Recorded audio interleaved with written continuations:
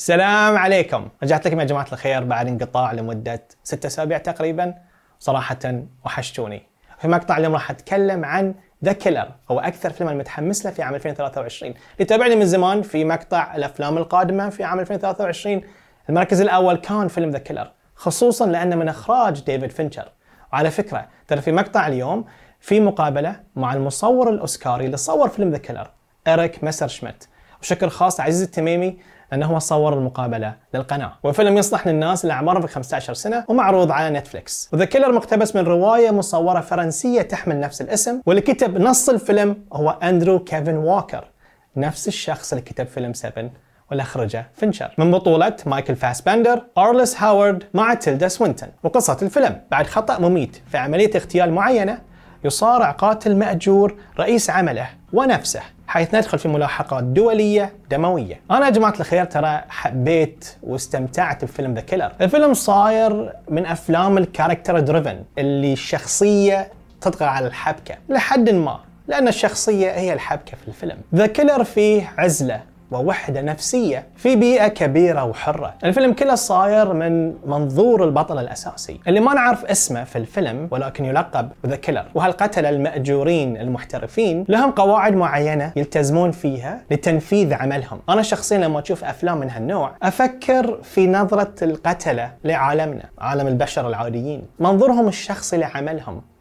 عمل زهق الأرواح، المنطق اللي يمشون عليه لتبرير أفعالهم. وأهم شيء العمل اللي يسوونه هم يشوفون إنه شيء مو بشخصي، it's not personal، هالشيء بس business، شغل. في بعض الأحيان يكون لهم منطق مختلف، مثلا الكرة الأرضية فيها ارتفاع سكاني حاد، فعادي لو مثلا هم قتلوا شخص أو مجموعة من الأشخاص لتخفيف عدد السكان.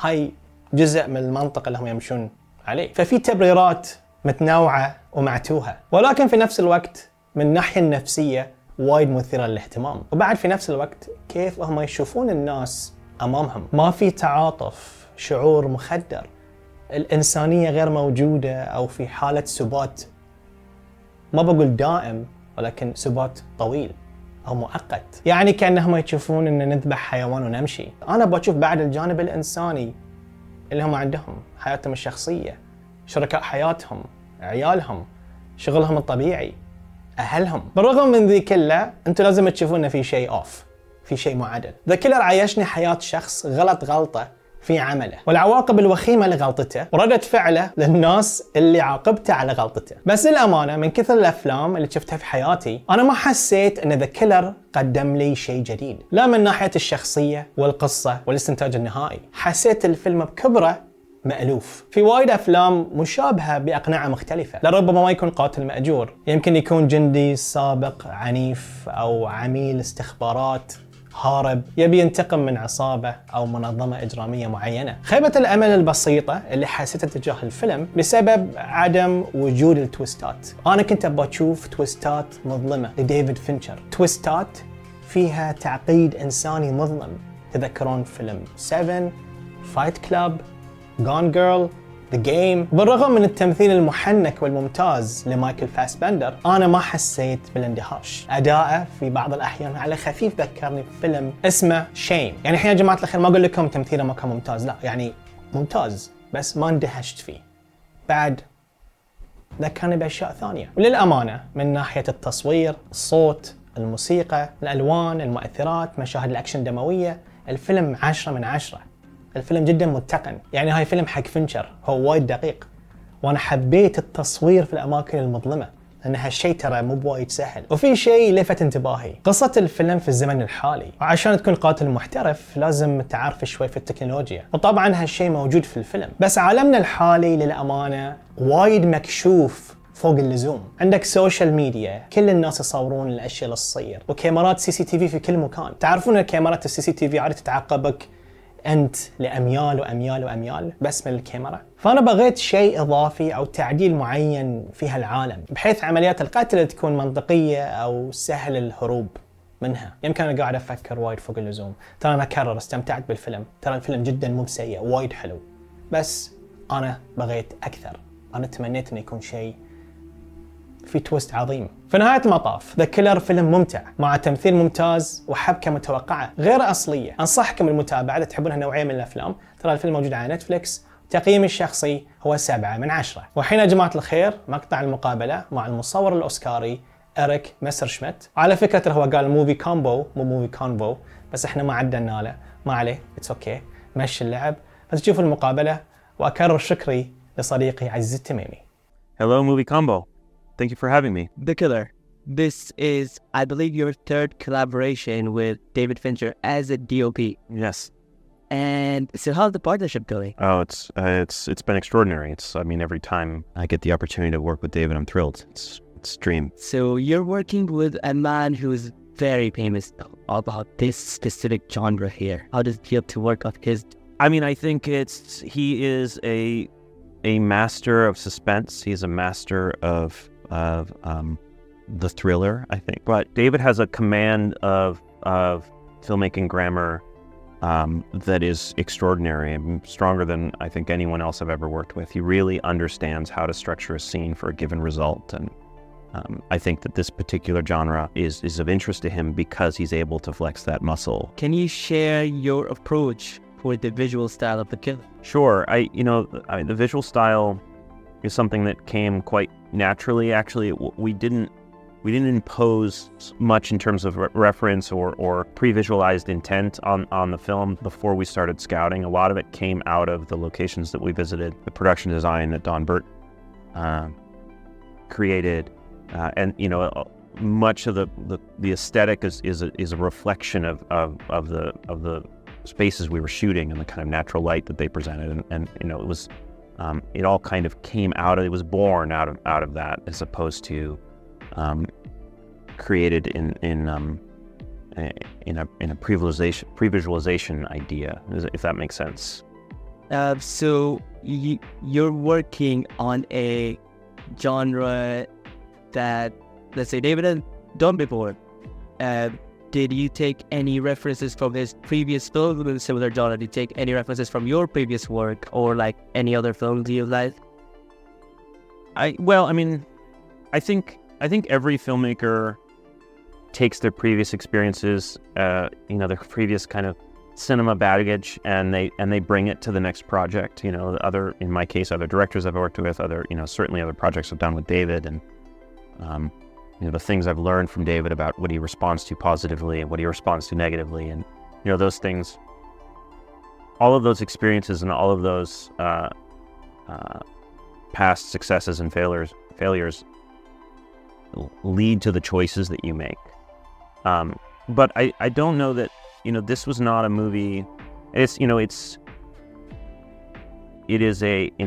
about an assassin.